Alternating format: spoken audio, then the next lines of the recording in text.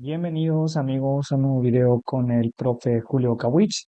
El día de hoy vamos a continuar con los ejercicios con el tema, perdón, que estábamos tratando sobre los números reales y sus subconjuntos. Y en la clase de hoy vamos a trabajar con algunos ejercicios que tienen que ver con este primer tema.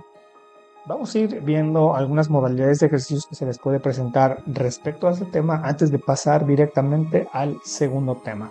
Entonces comencemos ya directo en materia y aquí voy a comenzar presentándoles el primer reactivo que vamos a trabajar.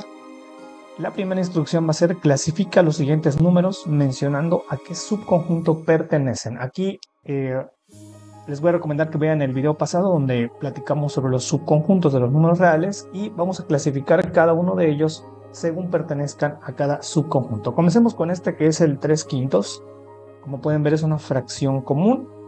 Podemos decir entonces que este número es un real algebraico.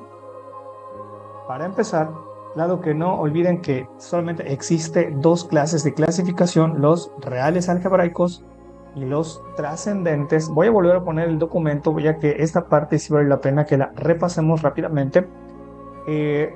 Los reales algebraicos, vamos a recordar que son aquellos números donde podemos encontrar la solución a una ecuación igualada a cero, donde ese número soluciona una ecuación que esté igualada a cero y sus coeficientes son constantes, mientras que los números trascendentales o los trascendentes no cumplen con esa condición y pues los reales algebraicos de los trascendentes son una partición perfectamente bien definida de todos los números reales. Entonces aquí podríamos decir que este número 3/5 es un número real algebraico que además es racional. Y con esto estaríamos concluyendo con este primer ejercicio y su clasificación, ya que no podemos decir que sea entero ni tampoco irracional, es perfectamente dividido en el conjunto de los racionales, tampoco es natural. Pasemos al segundo número, en donde lo podemos clasificar de igual forma. Este es un número real algebraico, pertenece a esa partición, pero adicionalmente podemos decir que es un número racional, está dentro del conjunto de los números racionales y también está dentro del subconjunto de los números enteros. Por lo tanto, pertenece a varios conjuntos. Es un real algebraico, que además es racional y también es un entero, pero es un número no natural. Pasamos al tercero. El tercer dígito raíz de 2, también diríamos que es un real algebraico, puesto que podemos encontrar una ecuación con coeficientes enteros, tal que este número es solución de esa ecuación igualada a 0. Pero adicionalmente este dígito sería un número irracional. Pertenece al conjunto de los números irracionales, ya no lo podemos clasificar dentro de los racionales. Pasemos al 0. El 0 es un número especial, es el neutro aditivo. Definitivamente este sería también un real algebraico, pero pues que adicionalmente podemos decir que es un racional y también es un número entero. No cae dentro de los números naturales, puesto que recuerden que los números naturales parten a partir del 1 o comienzan con el 1, por lo tanto no está incluido el 0 dentro de los números naturales. Ahora pasemos al pi. El pi ya lo habíamos comentado en un video anterior, de que este número no pertenece a los reales algebraicos, este pertenece a los números trascendentales, o es un número trascendente. Y por lo tanto este pertenece a los irracionales. Es un número trascendental irracional.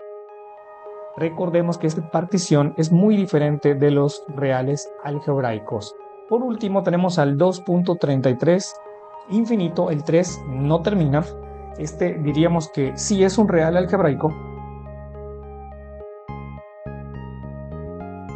y a la vez es un número racional. A pesar de que es un decimal infinito, ya que tiene el 3 hasta, nunca termina, es 3, 3, 3, 3. Sin embargo, es posible escribirlo como una fracción.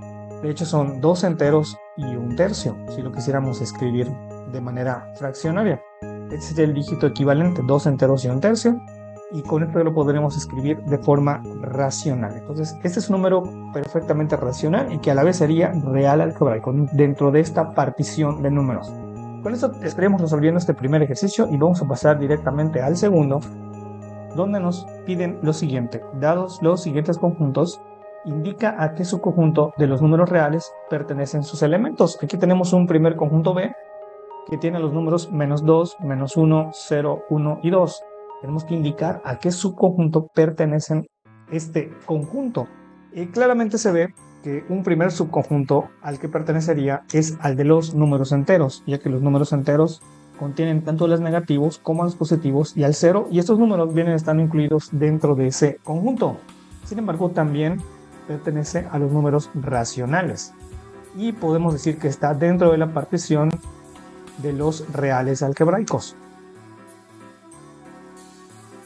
Entonces, todas estas clasificaciones serían para este conjunto. El segundo conjunto podría ser un poco más complicado de comprender y vamos a leer qué es lo que significa esta notación con este conjunto. Nos habla del conjunto de los números x que pertenecen a los números reales, tales que x cuadrada es igual a 4. Entonces, hablamos de todos los números reales que cumplan que su cuadrado es 4. Básicamente, solo tenemos dos números reales que cumplirían esta condición, el 2 y el -2. Son las únicas cantidades dentro de los reales que elevadas al cuadrado nos darían 4. Por lo tanto, ya tomando en cuenta que estos son los números que cumplen con esta condición, podríamos decir que este conjunto pertenece a los números enteros, o es un conjunto que está dentro de los enteros, puesto que tiene un positivo y un negativo, y al igual que el anterior, es también racional y a la vez real algebraico.